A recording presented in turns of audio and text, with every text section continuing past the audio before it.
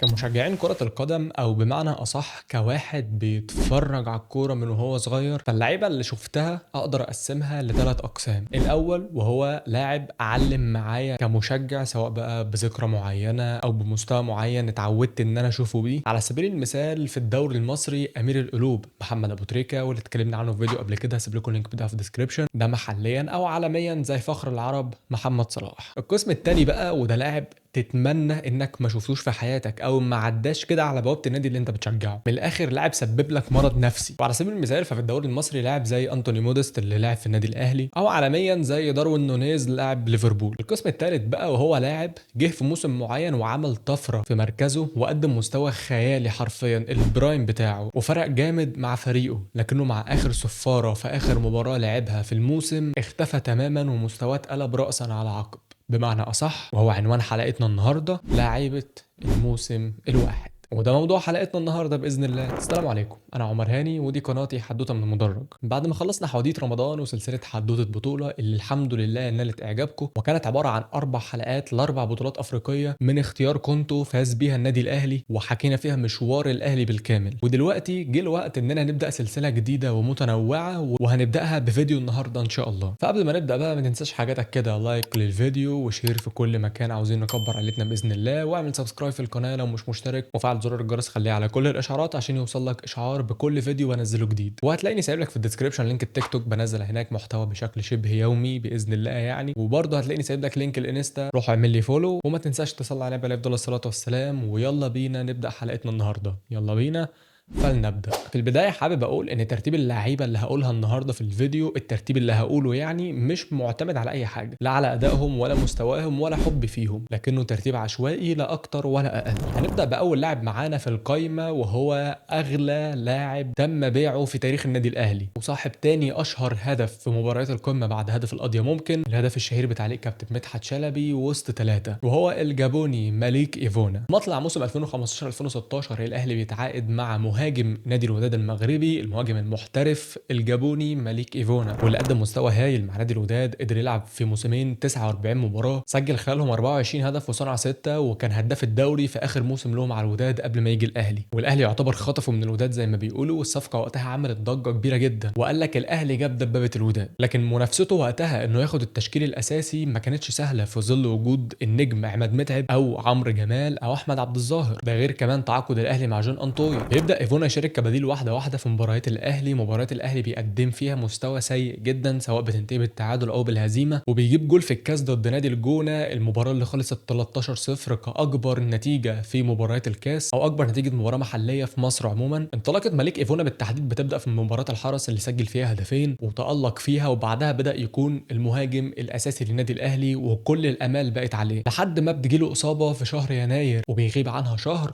ومن حظه انه بيرجع على مباراه القمه قصاد نادي الزمالك وبيسجل فيها هدف ولا اروع في مباراه القمه، هدف جميل جدا اللي كلنا عارفين تفاصيله. بياخد الكره من نص الملعب بيجري بيها 3 مدافعين للزمالك، وهو على منطقه الجزاء بيشوطها في البعيده ار2، والهدف الاول للنادي الاهلي. ومع سماع تعليق كابتن مدحت شلبي وسط 3 مقطوعة لمليك ايفونا المختفي تماما في وسط 3 في وسط 3 في وسط 3 في وسط 3 في وسط 3.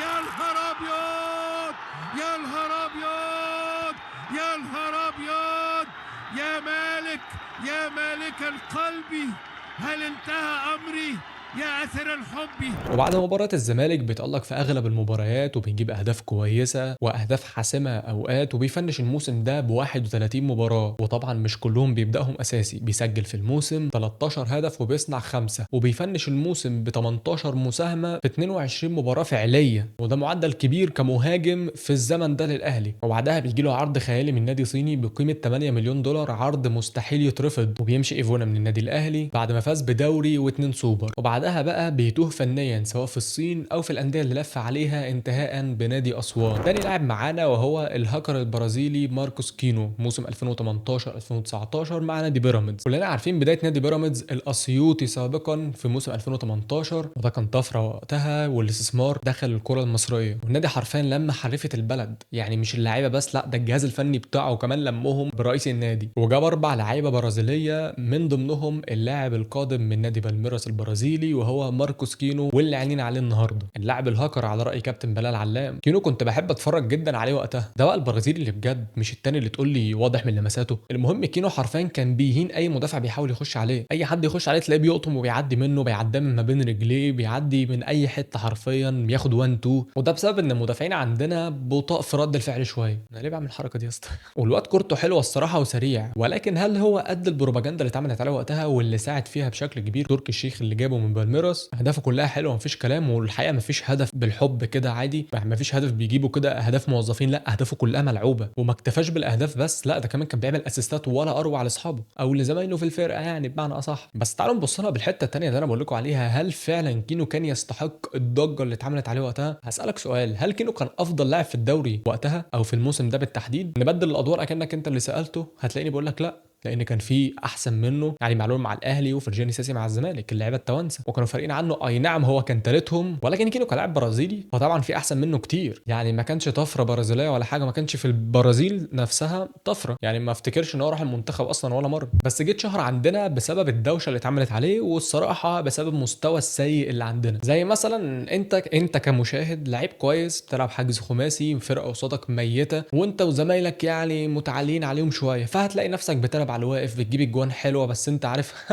ايه يعني، ده العادي بتاعي. بس انت بالنسبه لزمايلك او بالنسبه لاصحاب زمايلك اللي بيشجعوهم، انت طفره، انت بتقدم ذهب، وكل ده وانت على الواقف، وافهمها انت بقى. وبس يا سيدي، كينو بينهي الموسم ب 10 اهداف و11 اسيست، 21 مساهمه تهديفيه في موسم واحد، ودي ارقام كبيره جدا في الدوري المصري وكويسه كجناح طبعا. ثالث لاعب معانا وهو احمد الشيخ، موسم 2017 مع مصر المقصه. الشيخ لعب موسم 2015 مع مصر المقصه، قدم مستوى كويس جدا الحقيقه، وكان بيجيب اهداف ولا اروع، خصوصا هدفه في الزمالك من ضربه حره مباشره. وبعدين الاهلي اشتراه في 2016، ويعني ما لعبش معاه كتير الصراحه، برضه ما نظلمش اللاعب، ما لعبش مع الاهلي كتير، ولكن انت كل اللي هتفتكره لاحمد الشيخ في الموسم ده بالذات او في اغلب مواسمه هدفه في مباراه روما، مباراه الاهلي وروما اللي انتهت 4-3، وهدف احمد الشيخ في الثواني الاخيره اللي ادى لفوز النادي الاهلي بالمباراه. ولكن الشيخ برضه في الموسم ما لعبش كتير، وده اللي خلى مصر المقصه يقدم عرض انه يستعير اللاعب. وبعدها طلع كابتن ايهاب جلال رحمه الله عليه وقال لك في تصريح، ادوني احمد الشيخ وهنافس على الدوري. الناس كلها طبعا استغربت من التصريح وبدات انها تتريق، ولكن يا سيدي حصل اللي حصل، خد احمد الشيخ زي ما قال، قدر ياخده اعاره من النادي الاهلي لمده نص موسم تقريبا، والنص اتجدد بقى موسم، حاجه زي كده يعني. انا نسيت احضر الحته دي انا بقول.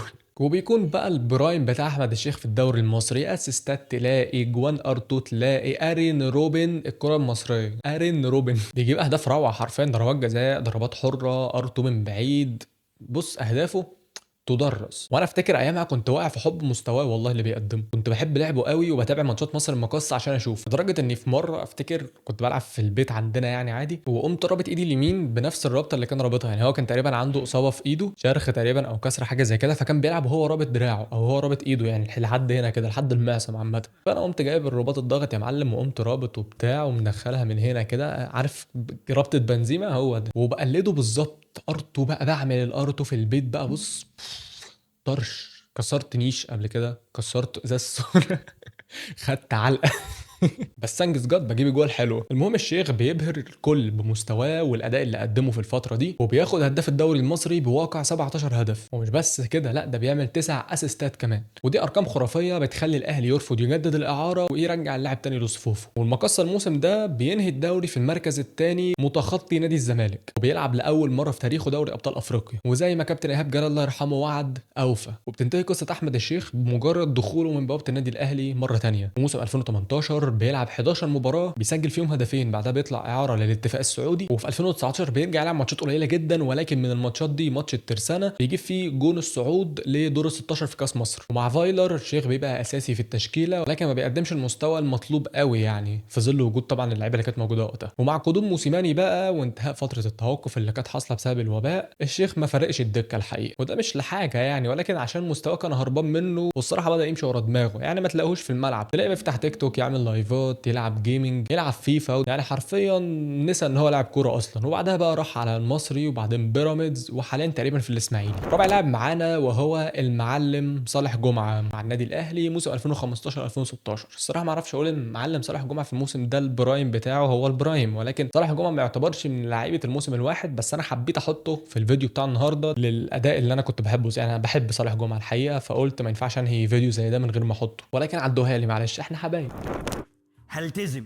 ايه صالح جمعه؟ الصلاة على النبي، الصلاة على النبي. صالح جمعه من اللعيبه القليله جدا الحريفه في الدوري المصري وبالذات في النادي الاهلي، لدرجه اننا وقتها قلنا بس اخيرا لقينا بديل ابو تريكه، وكان حرفيا ده يعني ما كناش كلام وخلاص، لا ده بجد بجد مستواه كان بيأدي كده، او كان بيقول لنا ان في قدام لاعب بقيمه محمد ابو تريكه، وهو كان جدير بكده، كان احسن لاعب في مصر في مركزه، وكان متألق مع النادي الاهلي الموسم ده وقدم اداء ولا اروع ومستوى جبار الحقيقه، من اسيستات حرفيا بيودي الكره للمهاجم بلسم. ولكن صالح جمعه كان لاعب مزاجنجي، يعني يلعب موسم يفكه من التاني، يلعب ماتش يفكه من التاني، وهكذا. يعني فترته مع النادي الاهلي كانت عباره عن 5 سنين، احترف فتره طبعا في الخمس سنين، ولكن كان بيمشي ويرجع للاهلي تاني. وصالح جمعه انهى مشواره مع النادي الاهلي، مشواره كله في الخمس سنين 72 مباراه، سجل خلالهم 12 هدف وصنع 13، ارقام قليله جدا طبعا، ولكن كان من اللعيبه اللي تخليك مستمتع وانت بتتفرج عليها. خامس واخر لاعب معانا وهو باسم مرسي، موسمه مع الزمالك 2014 2015، الموسم اللي خد فيه الزمالك الدوري، واللي بدا الموسم دكه مع نادي الزمالك في وجود لعيبه كبار في الزمالك زي احمد علي وخالد قمر وعبد الله سيسي، يعني المنافسه كانت شرسه حرفيا، ولكن بدا انه ياخد فرصه ويلعب اساسي عليهم. عمل موسم عمره، سجل في الموسم ده 22 هدف وصنع 6 اهداف، غير الهدفين بتوعه في نهائي كاس مصر قصاد الاهلي. يعني انت متخيل مهاجم في الزمالك في الوقت ده مصر كانت بتدور على مهاجمين فيه، 22 هدف 6 اسيستات، يعني 28 مساهمه تهديفيه في موسم واحد لمهاجم. طبعا الارقام دي بره حاجات كده، ولكن احنا عندنا مفيش الارقام دي